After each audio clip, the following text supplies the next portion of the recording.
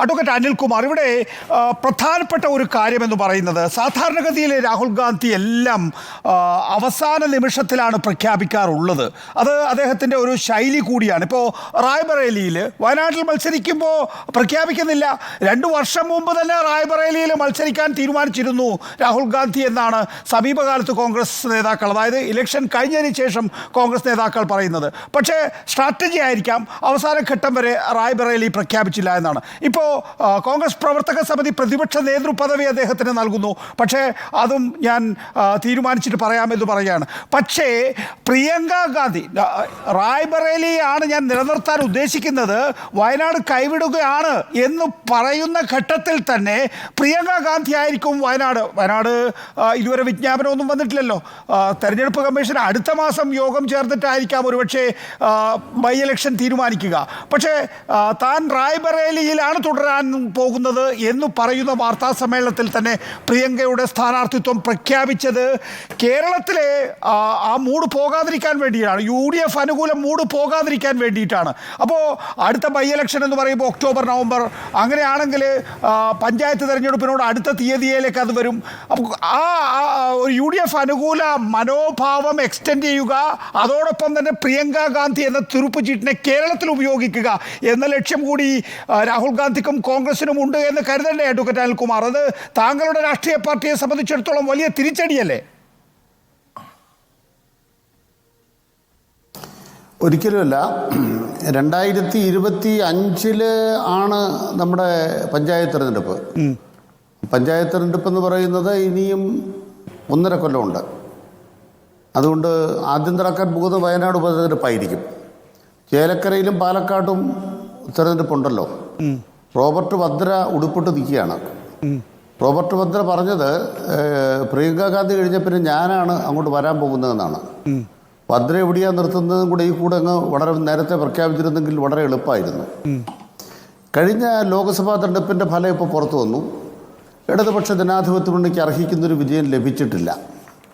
പക്ഷെ അതുകൊണ്ട് ഈ കേരളത്തിലെ സർക്കാരിനെ കൊണ്ട് പൊറുതിമുട്ടി എന്നൊക്കെ ബഹുമാനപ്പെട്ട PJ കുര്യനെ പോലുള്ള പരിണതപ്രജ്ഞനായ ഒരു നേതാവ് പറയുമ്പോൾ അതിനോട് വിയോജിക്കാൻ താല്പര്യപ്പെടുകയാണ്. അതിന് കാരണം, ഒന്ന്, ഇടതുപക്ഷ ജനാധിപത്യ മുന്നണി സർക്കാർ താരതമ്യപ്പെടുത്തുമ്പോൾ ഉമ്മൻചാണ്ടി സർക്കാരുമായിട്ടല്ല ജനങ്ങൾ താരതമ്യപ്പെടുത്തുന്നത്.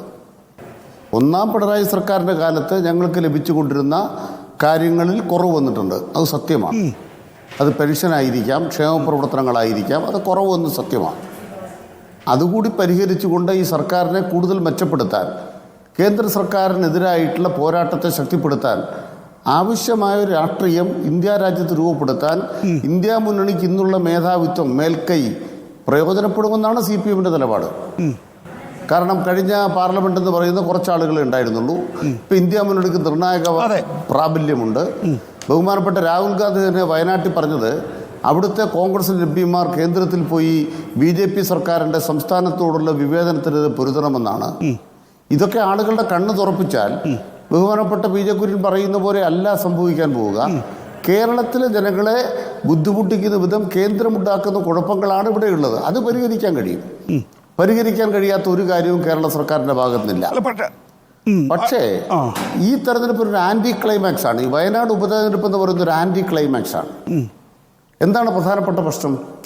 കഴിഞ്ഞ ലോക്സഭാ തെരഞ്ഞെടുപ്പിൽ ജീവൻ മരണ സമരമായിരുന്നു ഭരണഘടനയ്ക്ക് വേണ്ടി. ഈ തെരഞ്ഞെടുപ്പിൽ അങ്ങനൊരു ഫലശ്രുതി എന്താണെന്ന് അറിയേണ്ട പ്രധാനപ്പെട്ട ഒരു ക്ലൈമാക്സ് ഇല്ല. കാരണം മോദി തള്ളപ്പെട്ട ഒരു പ്രധാനമന്ത്രിയാണ്, അത്രേ ഉള്ളൂ. സീറ്റിൻ്റെ എണ്ണത്തിൽ മാറ്റമൊന്നും പറയുന്നില്ല. 99, 100, 99 ഇത്ര വ്യത്യാസമൊക്കെ വരുന്നുള്ളൂ. പിന്നെന്താണ് ദേശീയ രാഷ്ട്രീയത്തിൽ ഈ തെരഞ്ഞെടുപ്പിന്, വയനാട് തെരഞ്ഞെടുപ്പിന് വളരെ പ്രസക്തി? കാര്യമായൊരു പ്രസക്തിയൊന്നുമില്ല. കേരളത്തിൽ ജനങ്ങൾ വോട്ട് ചെയ്യുമ്പോൾ കേരളത്തിലെ ഏറ്റവും മികച്ച മുന്നണിക്ക് ആളുകൾ വോട്ട് ചെയ്യണം. അങ്ങനെ വോട്ട് ചെയ്യുമ്പോൾ മികച്ച മുന്നണി കോൺഗ്രസ് ആണെന്ന് അവർ പോലും പറയില്ല. കാരണം ഇന്ന് കോൺഗ്രസ് എന്ന് പറയുന്നത് എത്രത്തോളം തമ്മിലടിക്കുന്നു ഇന്ന് ഈ തെരഞ്ഞെടുപ്പിന് ശേഷം നമ്മൾ കണ്ടുകൊണ്ടിരിക്കുകയാണ്. അത് മൂടി വെക്കാൻ വേണ്ടി വലിയൊരു മറ കൊണ്ടുവെക്കുന്ന പോലെ തൃശ്ശൂരിലൊക്കെ തമ്മിലടിയും മുരളീധരന്റെ പരാജയവും BJPക്ക് വോട്ട് അതൊക്കെ ഉണ്ടാകുമ്പോൾ തന്നെ വലിയ രീതിയിലുള്ള ഒരു ആവേശം കോൺഗ്രസ് പ്രവർത്തകരിൽ പ്രിയങ്ക വരുമ്പോൾ കാണുന്നില്ലേ അഡ്വക്കേറ്റ് കെ അനിൽകുമാർ?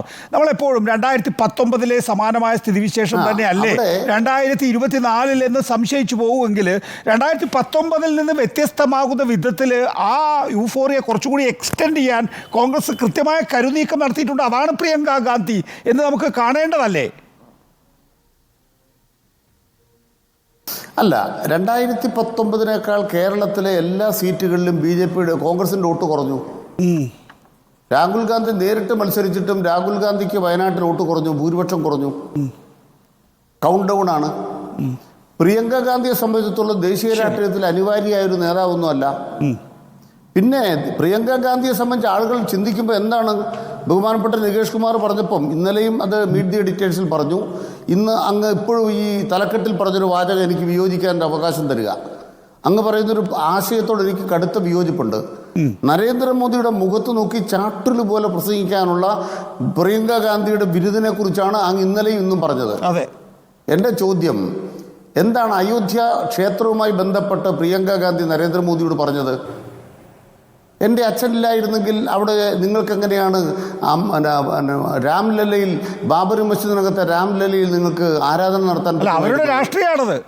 എൻ്റെ പിതാവാണല്ലോ 1989 അല്ല, ഞാൻ പറയട്ടെ, എൻ്റെ പിതാവാണല്ലോ 1989 അയോധ്യയിൽ ഈ ശിലാന്യാസത്തിന് അവകാശം കൊടുത്തത്. എന്തുകൊണ്ട് ഞങ്ങളെ ഈ രാമക്ഷേത്ര നിർമ്മാണത്തിൽ പങ്കുള്ള ഞങ്ങളെ അവിടെ വിളിച്ചില്ല?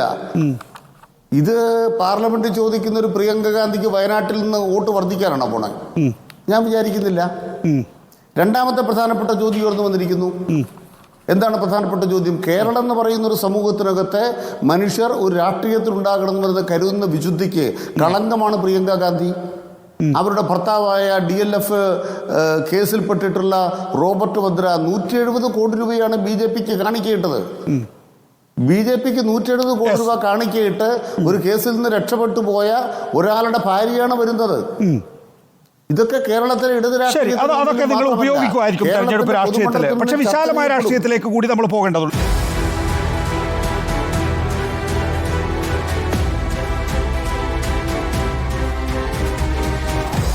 Debate with MV Nikesh Kumar.